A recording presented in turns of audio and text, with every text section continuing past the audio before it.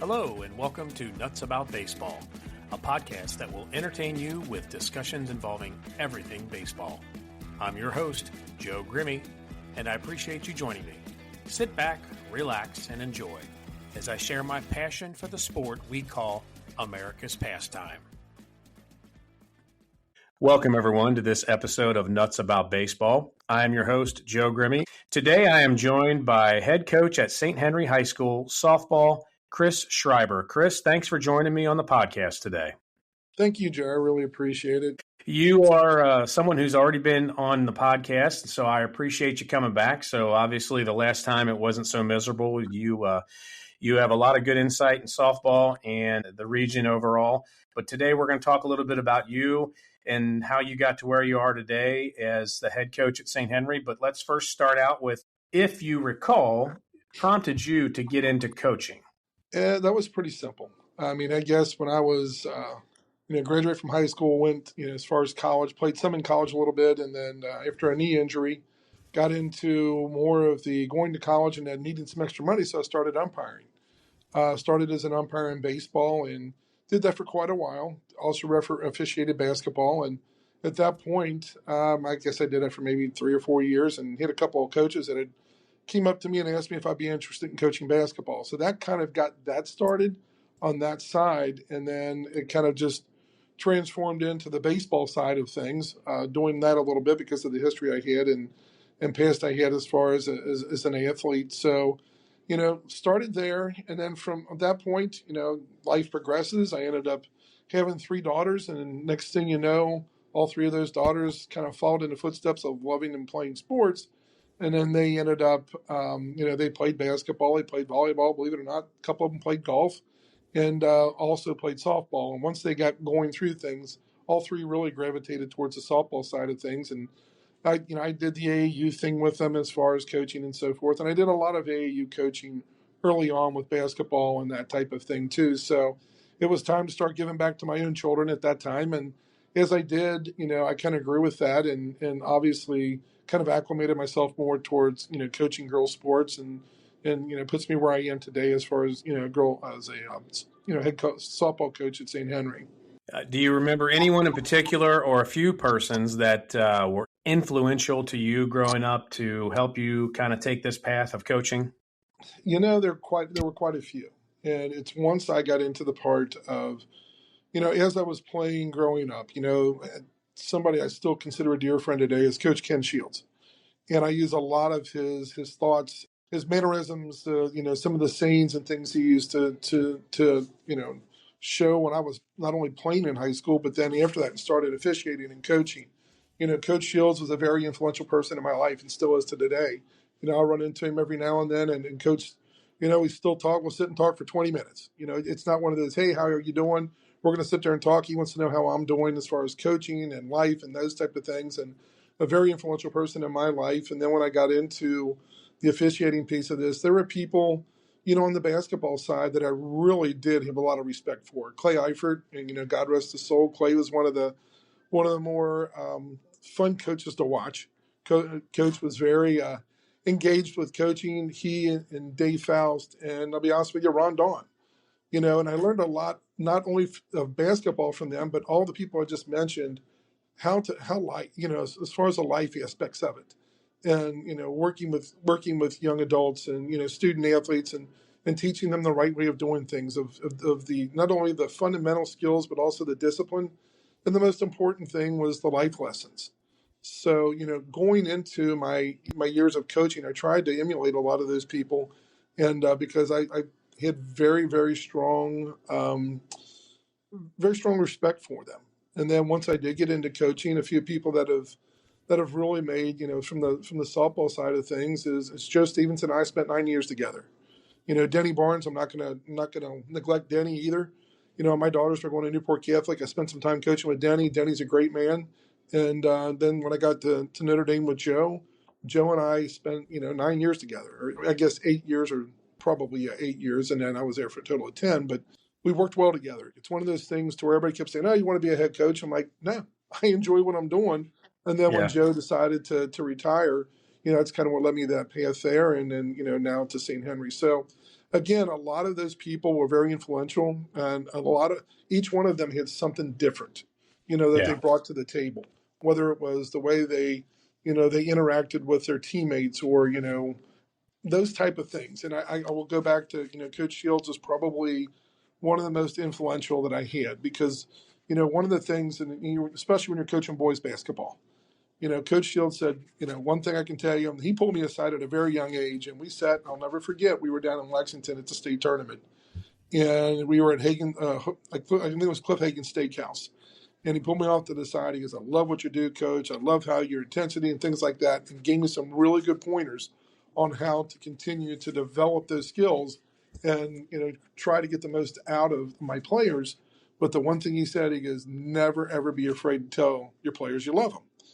And I'm thinking, okay, yeah, here in my early 20s or whatever, I'm thinking, yeah, you're going to tell a bunch of high school kids you love them, especially for boys. But that was the most probably sound advice I got from anyone, because it's the one way to get across to your players that you're here for them. You're not here for yourself.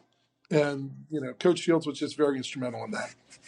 That man has been so influential and motivational for so many in this area. I know you listen to a lot of my podcast episodes. Yes. I appreciate that. Did a great tribute to him and had some former players and his son, Kenny Jr., talk about, and it's just, there's not a bad thing that I've heard about him said anywhere.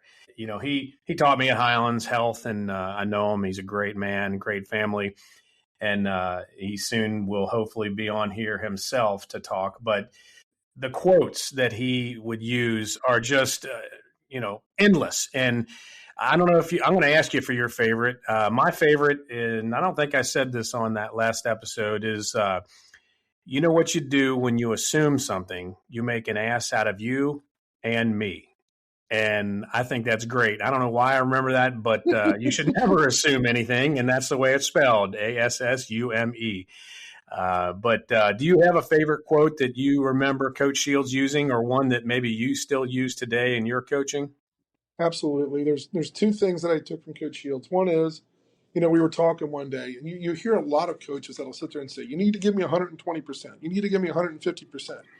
Coach Shields and I talked about that one day, and he said, Coach, here's the way I look at it. God's only given you the ability to give 100%. Anytime you try to go outside of that, you're trying to do more than the God-given talents you've been given. That's what usually leads to mistakes. I thought about that, and I'm like, that is probably the most accurate thing I've ever heard, because think about it. When, give me 100%, 100% of the time, and if a kid's giving you that, you've got a lot. And when they try to do more than that, is normally when you're trying to do too much, that's when those mistakes come in.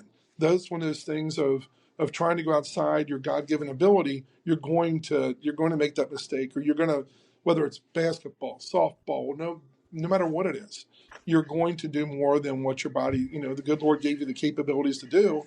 And then the other thing I took from Coach Shields, and I just used it the other day, it's when you want players to arrive at a certain time for a game. And, everybody does, well, okay, be there at 4:30, be there at 4:45, be there at 5 o'clock. Coach Shields, all right, he goes, I always told my players, be there at, 4:32. And I looked at him and I'm thinking, okay. I said, Coach, got to ask you on that one. He goes, let me ask you, what's harder to remember? What's going to stick in their mind more? Is it going to be the 4:32 or the 4:45? I said, well, obviously the 4:32. And I looked and I stopped and said, okay, got it. Understood what he was trying to say, because it does. It made him think. And I said it the other day, and it was funny. I had two parents message me. Did they hear this right? They're supposed to be there at 4:32 or whatever. I said, absolutely. They said, well, that sticks out in my mind better too. So not only sometimes are we giving kids some life lessons, but we're giving it to their parents too. Yeah. But, yeah. it's just those integral things and those kind of quirky things that mean a lot. Right. Well, he was a great coach, a great mentor, and he still is a great man today. What was your first coaching job overall that you actually got paid for? And I know you didn't get paid well, because no coach is paid enough. So what was your first paid coaching job in your career? Actually, my first paid coaching job was at Brossard High School. I coached basketball there, and I don't want to go back it was the early 90s, I guess. And he had spent some time there and then went to Anderson High School after that. But that was my first. First was actually coaching basketball and baseball at Brossard. And then was the bulk of your coaching career so far spent at Notre Dame? Yes, because once I started coaching and then you get married and then you have kids and that type of thing, you had to take some time and back and forth there. But I'd say consistently, yeah, the bulk of that was coaching softball at Notre Dame. And how many years were you there? I was there. It was funny. I was going to consider counting COVID. It would have been 7 years as an assistant coach, 2 years as a head coach. A lot of success over there at Notre Dame Academy. What would you say are some of the core values that the families there and the girls that you coached continue to have to make them a perennial powerhouse? Again, I think it's the opportunity of it's just I guess the discipline piece of it, and that comes into a lot of I'm seeing a lot of that where I'm at now. But yeah, I think it's just the ability, the discipline part of it, and just that tradition I think helps a ton. I mean, I will say this from the softball side of things.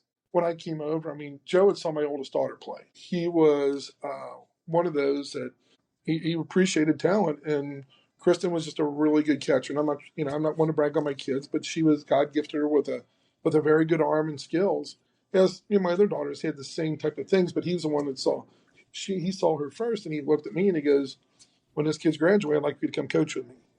So it was the family atmosphere he developed, but from the softball side of things, I can tell you Joe took and mentored, helped mentor me into the opportunity to become a head coach. But not only that, just the family approach that he took and the expectations. It's, we both have one agreement, and that was we're going to make sure that these young ladies not only are going to be respectful and quality softball players, but they're going to be good student athletes. And that's the most important piece because, you're not only representing yourself and your coaches, you're representing most importantly, the school. So there's a lot to be said there, but I think it's just through the tradition that's been established has helped them, continue the success they have. Yeah. Well, you and I have known each other quite a while, my baseball side, your softball side, and I know that you've been very instrumental in helping the younger kids get involved. What are some of the things now that you might encourage families to do to help motivate those girls and boys to get involved in baseball and softball at a younger age? There's two things to it. Number one, the fundamental aspects. Making sure you're teaching the fundamentals, but you're also keeping it fun. There's two ways to do this, and I will see a lot of kids. There was a really good pitcher at Grant County, Breen Onkelman, and she had a lot of Division I offers. Was headed to Murray State, and one of the best pitchers in the state last year. And got after the season ended, she just kind of took a look back, and she had played so much softball, so much in the way of traveling and everything else. She looked back after and decided to recant her letter of intent to Murray and just decided to become a student versus a student athlete and is not even playing anymore. And I think parents really need to be cognizant of how you develop. So in other words, my point is, a lot of my daughters, two of my three daughters that played travel, didn't start doing that until they were like a freshman, sophomore in high school. And, because I wanted that fundamental aspect. Now, it's a little bit different nowadays. I get that. But still, when you're taking and you're going 12 months out of the year and you're always you got to let the body and the mind rest a little bit. And I encourage my daughters to play other sports. And I encourage the kids that I coach today. I want them being multi-sport faceted because what you're going to have is you're using different parts of the body to do that. So, but if you're getting back to your original question, it's just making sure that when you're teaching this game, you're teaching the fundamentals, you're keeping it fun for them. And, it comes down a lot to watching your daughter or your son and how they approach the game. And I'm not going to lie, I think being around the right coaches also has a lot to do with that. Absolutely. I'm not saying you go out and shop your child. I don't mean that at all. But as a parent, I've always had the opportunity to sit and talk with we're not coaching my daughters, the coaches that they had, and we would just talk. I wasn't talking at them, I was talking with them. and just giving, some of my philosophies. And I'm not saying my way is the right way all the time. I don't mean it that way at all. What I do mean is this, is that it's good. I take input from parents. Absolutely, I will. Because the dynamics of children are so different nowadays. One of the parts of this that I really feel that people need to be very aware of and cognizant of, we continue to hear of the mental health piece of this. And it is. Each kid is different. It's not, a cookie cutter mentality. Each child on a team is always going to have a different aspect and a different look at things. You don't know the background and, what's behind when they're not on the field and when they're not at school. There could be other issues that they have to deal with a family dynamic. So it's really good that you get to know your players as much as a coach, and also know them as people, no matter what age they are, and to get an opportunity to talk with the parents. Yeah, and you've dealt with a lot of players and a lot of parents over your career. How do you specifically handle conflicts or tough conversations with both your players and your parents? What's your approach to kind of nip those things in the bud? It's really, you got to have, it's almost like another sense of getting an opportunity to see it coming. A lot of times you can see it coming just by mannerisms and those type of things. Yeah. But really, it's just being very, very forward. Number one, allow them to have conversation with you. It's just like, I employ people for a living. And, you have to sit down and you want them to have what I call skin in the game. So you want their thoughts. You want, some things. Eventually, obviously, it comes down to my decision of what position you're going to play or what part in the batting order you're going to be in and so forth. But I think if you're direct from the very beginning, and this is something I took from Joe Stevenson when it was at Notre Dame, his parent meetings were incredibly good. Very direct. This is what we're looking for. This is what we're looking to do. This is how we're going to approach things. And I think if you start it in the very beginning, whether it's a rec team, a travel team, a high school team, even college. I spent a little bit of time, I've neglected that, coaching at Cincinnati Christian University. And just being upfront with them in the very beginning, no matter what level, I think you're going to get a lot more respect and a lot more inclusion of what you're trying to do. Well, that's great advice. Someone who has had a lot of experience from the very young ages to college level coaching. Moto Federation is a DIY communal workspace and social lounge. We provide the tools, facility, and supplies for you to work on your own motorcycle. Beyond the workshop, we have a social lounge where members can meet to exchange ideas, share knowledge, attend workshops, and view product demonstration. We are a rider's facility dedicated to learning, teaching, and repairing and restoring motorcycles. We embrace all forms of motorcycling, from scooters to trikes and everything in between. Learn more at motofed.com. You spent most of your time in softball at Notre Dame, and then now you have moved on and you are the current head coach at St. Henry. When did you take that job? That happened in, I guess, I want to say September of last year, August, September, late August, early September. So this will be your first season with them. Correct. Anything in particular that convinced you to make that change, or a few things, or tell me a little bit about how that decision was made? When you get to be, and like I said, I'm going on 10 years at Notre Dame, and again, nothing negative to say whatsoever. It was just time to look for a new challenge. And, I kind of sat back and, again, did have some success there and enjoyed that. And honestly, I was just going to kind of maybe take a little time I've got 3 grandchildren now and that type of thing, and spend some more time with the family and those type of things. And then all of a sudden, I received a call from Jim Demler, the AD at St. Henry, and just said, hey, would you come over and talk? And, you don't want to be one of those people. No, I'm good. But to be honest with you, St. Henry struggled for the past probably 5 or 6 years. My assistant coach that Heath Northcutt was with me at Notre Dame, he figured it out. Over the last 6 years, I think they were 16-98. Oh, boy. So, you're going into not one of the most, story programs. Now, I will go back and say that at one point when they had Freedom vote there, Freedom did an incredibly good job. Freedom was a very, very good coach, very fundamental, very, just hit all the skills. And since then, things have kind of just tailed off. And so when Jim and I met and talked, I looked and I went home and I sat down and thought, and I'm like, okay, first thing I did is I called my assistant. I'm like, all right, let's go. We got something to talk about. And I said, Heath, let's go. You're going with me. And we sat and talked about it. And once I met this is the first time this has ever happened in my entire coaching career. We go over, we talk, we have after Jim had brought me on, I made the decision to do it because it looked like there was a huge opportunity here. I just sat there, and the thing was, I'm like, okay, this is going to be something good here. We have a parent meeting. They introduced Heath and I as coaches, and we sat there and talked. And so once I got done, and this was supposed to be a quick 30-minute introductory type deal. It went on for 2 hours. Jeez. The kids were engaged. The parents were engaged, asking questions, so forth. We got done. We got a standing ovation. Oh, wow. I've never in my life, and Jim Demler, the ADs, were walking out. He goes, "Where did that come from?" I'm like, I have no idea. I said, most coaches get clapped for when they're leaving, not when they're coming in. It's true.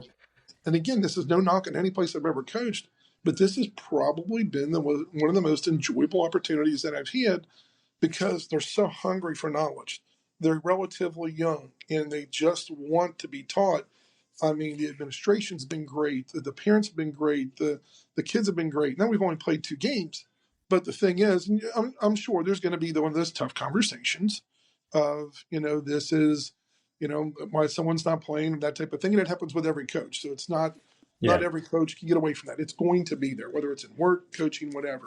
But I will tell you just the overall aspect and that school's growing. I mean, and by leaps and bounds. Mm-hmm. And if you walk on that campus now and take a look where it is now, where it used to be, it's completely different. The addition of football. Well, you've got young men coming in to be playing football players. Well, they're bringing some sisters in, and it's starting to help. And you've got people such as and Timmy Sullivan went there in basketball. Talked to Coach Sullivan a little bit. He loves it. Danny Train. I've been friends with Danny Train for a long time, and I'd be remiss to say that. Danny and I've learned some things from Danny over the years too, but he is just a great individual. The kids love him. I mean, Grant Brannon's over there. I knew Grant. I coached AU basketball against Grant when Grant was playing. Okay, because Grant. Obviously everyone knows John also. Yeah. But you've got those type of people over there, and it's been one of those things to where I thought, this might be time for retirement. I'm been doing this a while. It was almost like a booster shot, rejuvenation. I tell the girls every year. Any team I've ever coached, a season is it's a marathon, it's not a sprint. And it's kind of like running the Derby. If you're going to get out in front early in the Derby, most horses don't win the Derby. What you end up doing is you have to run that race, you have to finish strong. And that was another Coach Shieldism. But, it's one of those things that you just have to do it. And, it'll build as it goes. But, this will probably be it for me after I get done coaching at St. Henry. And I want to be able to take something that was there at one point and see if we can take it, rebuild it, get it to where it once was. And that's this is not about me. It's getting the program back to where it deserves for the school. Yeah. St. Henry does have a great group of people leading the way. I've heard good things about it. You continue to speak highly of them. And it sounds like the future is going to be bright for the softball program. What's it look like this year as far as young, old, middle class, as far as, age groups concerned? Are you a young team coming into the season? 4 seniors, 1 junior, the rest are basically sophomore, freshmen, and a couple of 8th graders. Yeah, that's young. Yep. And it's, it's just one of those things to where it's getting back and rebuilding the program. But, I'll use the old Holtz method. You'll want to continue to try to develop and build, and if you have some success, great. It's the flying low under the radar mentality. But I don't know where we're going to be. The kids are learning. The kids are learning me, and I'm learning them. So do I hope and feel that we'll continue to progress and develop? Yes, but time will tell that. This has been good. I wanted to hear more about your career and the success that you've had. And I think it's great that you're willing to take on a new challenge. And sometimes a fresh start kind of gives you a little pep in your steps, so to speak. And I think that's exciting for you.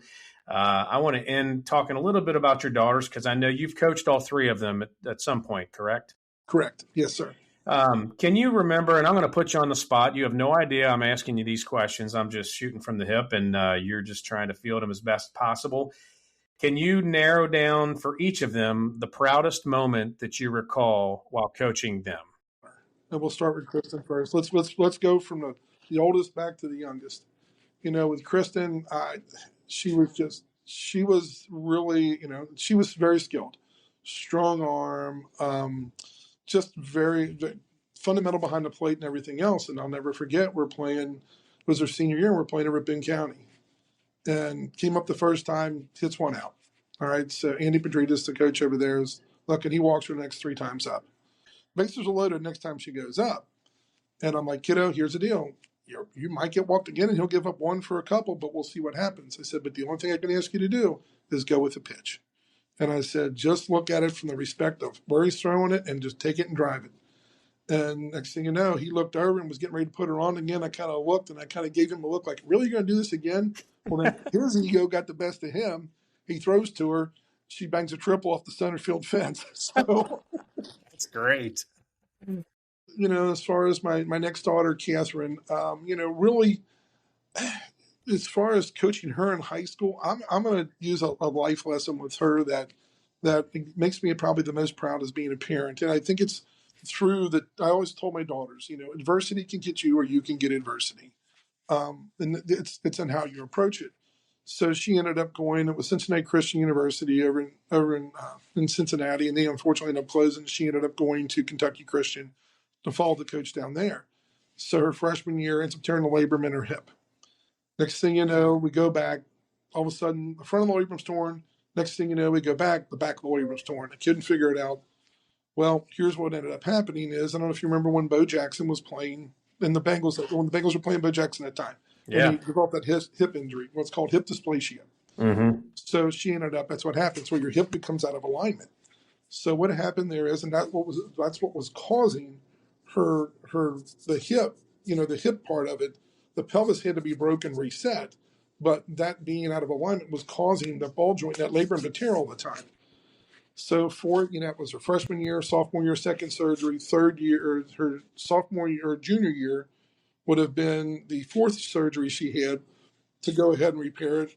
Fourth year, which was her COVID year, ended up having to go in. It was a 6-hour surgery. He had to go in, break her hip, reset it. Oh, man. And go ahead. And, at that point, at any point in time, I'm waiting for her to tell me, Dad, I'm done. I'm done playing. And she kept coming back, and she goes, first thing she asked the doctor when we're sitting before she went in, and she goes, well, am I going to be able to play? And he goes, we're breaking a bone and resetting. And he goes, you'll be good as new. It's going to take a lot of rehab. Well, she did it. And I will say her senior year, which would have been her COVID senior year, so her 5th year, she ended up, now was she a contributor? Yes, in many different ways. Was she a, full-time starter and, leadoff hitter and all that type of good stuff she was in high school? No. But what she did do is the little things. And I'll never forget the day that she went in. It was, senior day, and she had played mostly defensively. I mean, you take 4 years off of hitting at the college level or 5 years off, you're behind. Okay? Yeah, sure. So she was more defensive. But what happened is she got in, and he was obviously going to let her hit. He's got runners on, first and second. They need to move him over into scoring position. She gets in, puts a bunt down, boom. Same thing she's done all year long and almost beat it out. And I'll never forget that I've got the video for it, the first time she had batted and then that last at bat. And that, as a parent, it's, you did something right, not from the aspect of being such a great college athlete or anything, but it was that determination. Yeah. And, just that willingness of not to give up. And, and every time she said, Dad, you always told us, don't let adversity get us. And then my youngest daughter, I'll tell you, it was her senior year. And I was, Joe had asked me to come coach at Notre Dame. And I told her, I said, I'm not going to coach as long as you're playing. And because at that point, I coached 2 years at Newcastle, and decided to let my daughters be daughters and get out of their way a little bit. Sure. And to sit back, because I wanted to watch my oldest one play at, Mount St. Joe and all of that. So here we go. We're sitting there, and she decides she didn't know if she was going to play or not. So again, from the stands, I'm watching things. She decides to play. I'm like, all right, I've already committed to coach Notre Dame. Now you're doing this to me. But Joe was great. We worked the schedule out. I saw 95% of her games. And from going not knowing if she wanted to play to finishing that year probably one of the better years she ever had playing, and her determination and everything. Again, there's different varies of pride that you have. And it's all 3 of them are that not giving up, mentality. And that's something I try to I instill in them and in the kids that I coach. But yeah, with my daughters, those are probably the moments most that I remember of each one of them. Yeah. Well, it's tough being a coach's son or daughter, and it's tough being the parent of someone you're coaching. And I don't regret coaching my three boys growing up. Sure, could I have done things differently and vice versa? Yes. But the memories that you gain and share and remember are, they last a lifetime. And it's some of the best times of my life. I do miss it. Someday, hopefully, I'll live long enough to see grandkids and maybe even help coach them. You said you have 3 grandbabies. How old are they? Geez, we've got one that just turned a year. I've got one is 3, and then the other one is 5, going to be 6. Wow. So I've got two grandsons and one granddaughter. That's wonderful. My granddaughter is a spitting image of her mother. She's built like Kristen. She's just, all 3 of them are my oldest daughters right now. Catherine just got married about a year and a half ago. But, yeah, she's a spitting image of her mother. And trust me, it's going to be fun to see the payback that she gets that I used to get. So, yeah. Now, you'll learn. You can just sit there and say, oh, here you go, and then you hand them back. So it's usually pretty cool. That's what they say the best thing about grandkids are. It is, you can give them back. Exactly. Well, Chris, it's been a lot of fun talking to you and kind of reminiscing with some memories that you had throughout your career. I know that you are up for the challenge, if anyone is, to take this St. Henry program and maybe get them to the next level and have some success over there. They're in good hands, and you said you've got 2 games under your belt, and you're 2-0?